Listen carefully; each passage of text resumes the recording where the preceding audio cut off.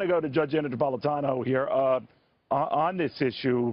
The voter fraud thing has now erupted as a legitimate campaign issue, and whether the controversy isn't so much what Donald Trump said, but what various operatives might be doing. What do you think, Judge? You know, I think it is an issue, Neil, and I sympathize with Senator Cruz.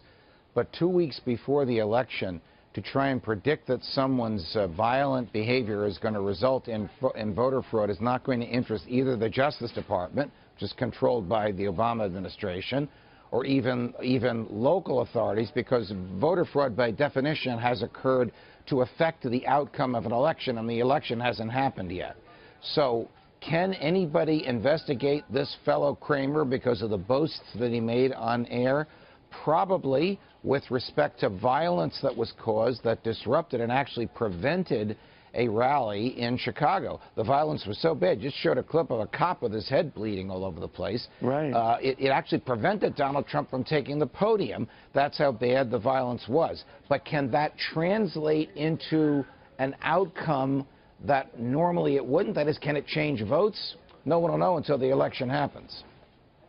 The other issue is whether it can intimidate voters from showing up at the polls at all, which used to be something that Democrats raised against Republicans, and that kind of activity thwarted the vote. What do you think?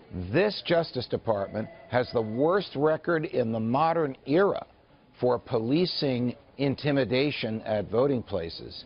You remember, Neil, we covered this together.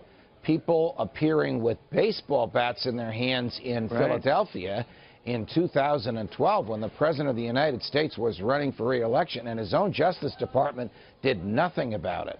So don't look for the Justice Department to address voter intimidation now. That's going to have to be done by locals. Remember, we don't have one national election. We have 50 states plus District of Columbia, local state-managed elections, and those people can seek out voter intimidation and look to eradicate it independent of the Justice Department. You know, brilliant doesn't cover it, Judge. Thank you, my friend. You look great in that sun, Neil. Yeah, I'm really dressed for the occasion, too. But that's when I'm on air. But I digress. All right, thank you, Judge.